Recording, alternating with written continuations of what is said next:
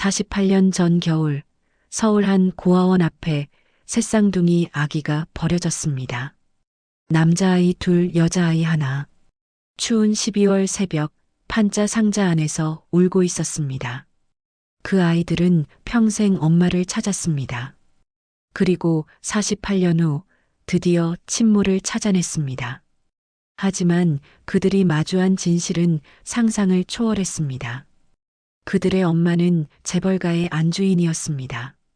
100억 자산가로 살고 있었습니다. 그리고 그 여자는 말했습니다.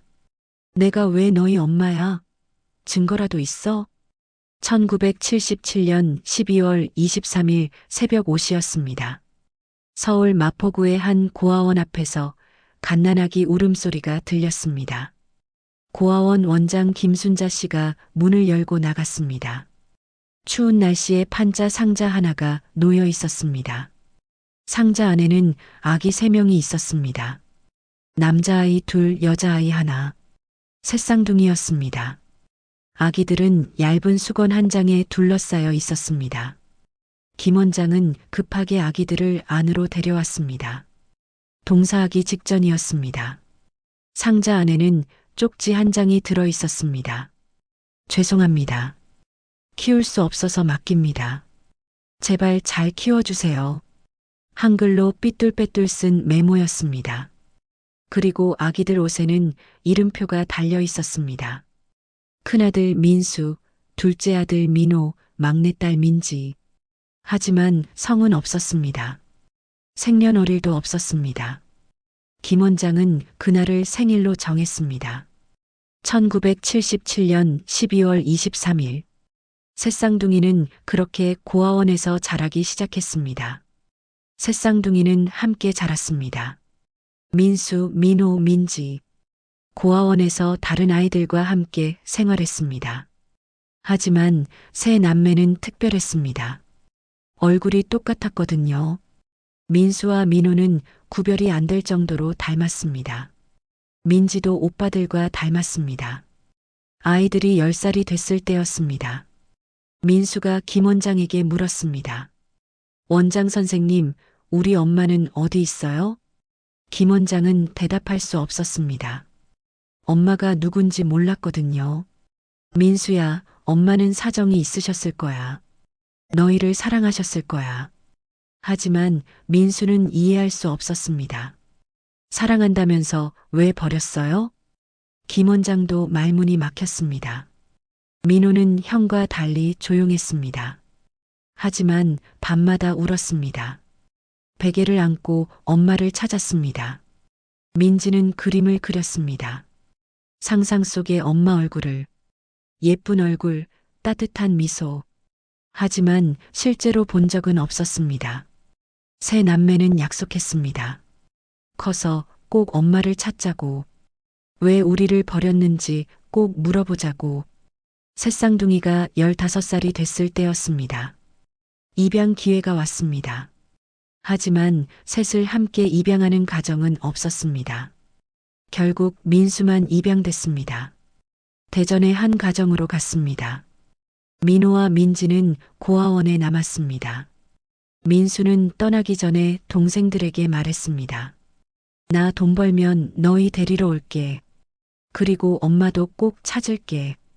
민호와 민지는 울면서 형을 보냈습니다. 2년 후 민호도 입양됐습니다. 부산의 한 가정으로 갔습니다. 민지만 고아원에 남았습니다. 여자아이라서 입양이 더 어려웠습니다. 민지는 18살까지 고아원에서 자랐습니다. 그리고 고등학교를 졸업하고 고아원을 나왔습니다. 혼자 서울에서 원룸을 얻어 살았습니다. 식당에서 일하면서 생계를 유지했습니다. 새쌍둥이가 45살이 됐을 때였습니다. 2022년 어느 날이었습니다. 민수가 SNS에 글을 올렸습니다. 1977년 12월 23일생 새쌍둥이 중 큰형입니다.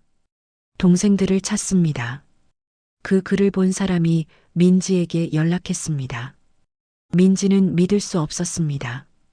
형이 자신을 찾고 있다니. 민지가 민수에게 연락했습니다. 오빠, 나 민지예요. 민수는 전화를 받고 울었습니다. 민지야, 정말 내가 맞니? 30년 만에 재회였습니다. 그리고 민호도 찾았습니다. 민호는 부산에서 작은 식당을 운영하고 있었습니다. 세 남매가 서울에서 만났습니다. 30년 만에 처음 보는 모습이었습니다. 하지만 얼굴은 여전히 닮아 있었습니다. 민수와 민호는 구별이 안 될 정도였습니다. 세 남매는 울면서 껴안았습니다. 그리고 약속을 기억했습니다. 엄마를 찾자고 했던 그 약속을 세 남매는 결심했습니다.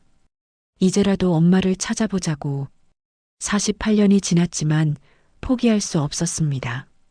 민수가 말했습니다. 우리 DNA 검사 받아보자.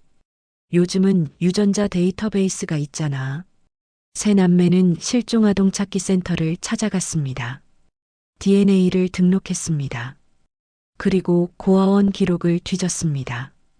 1977년 12월 23일 새벽 5시 마포구 고아원 앞 판자 상자 쪽지 한 장. 그게 전부였습니다. CCTV도 없던 시절이었습니다. 목격자도 없었습니다. 단서가 없었습니다.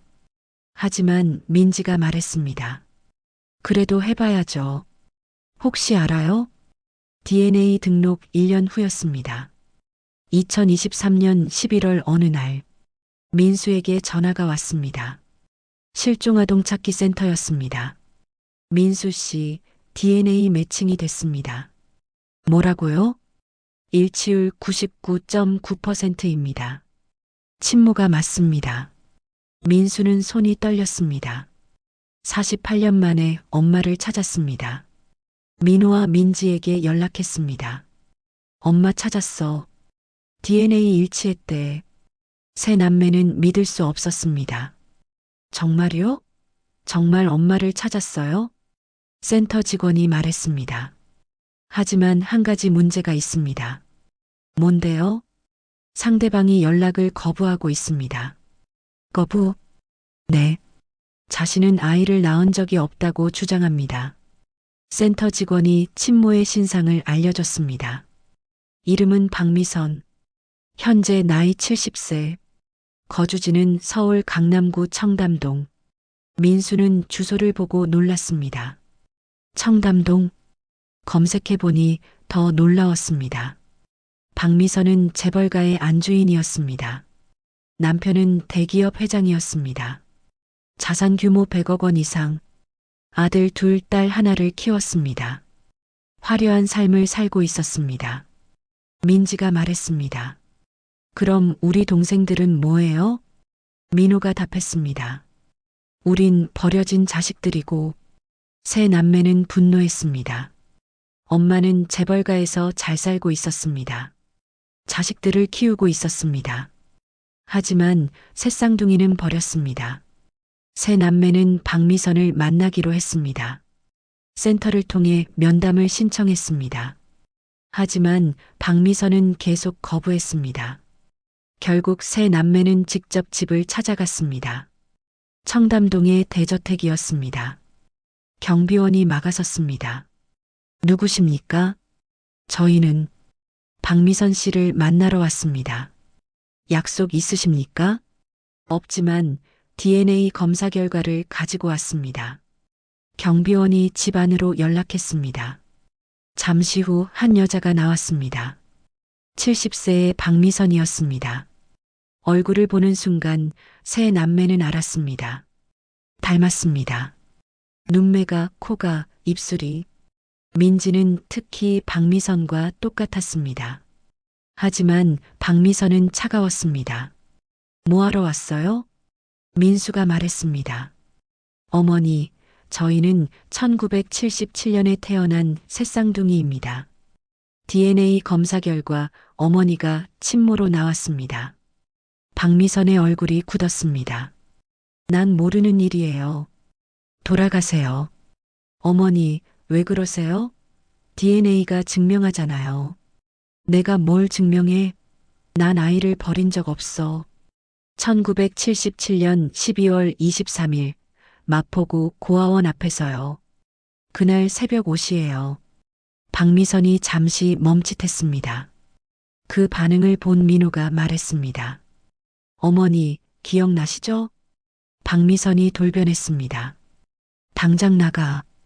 경찰 부를 거야. 민지가 울면서 말했습니다. 왜요? 왜 우릴 버렸어요?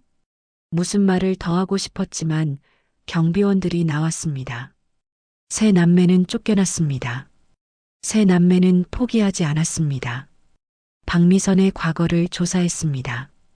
사설 탐정을 고용했습니다. 그리고 충격적인 사실을 알게 됐습니다. 1977년 박미선은 22살이었습니다. 가난한 집안의 딸이었습니다. 그의 어느 남자를 만났습니다. 사랑에 빠졌습니다. 하지만 그 남자는 유부남이었습니다. 박미선은 임신했습니다. 새쌍둥이를 임신했습니다.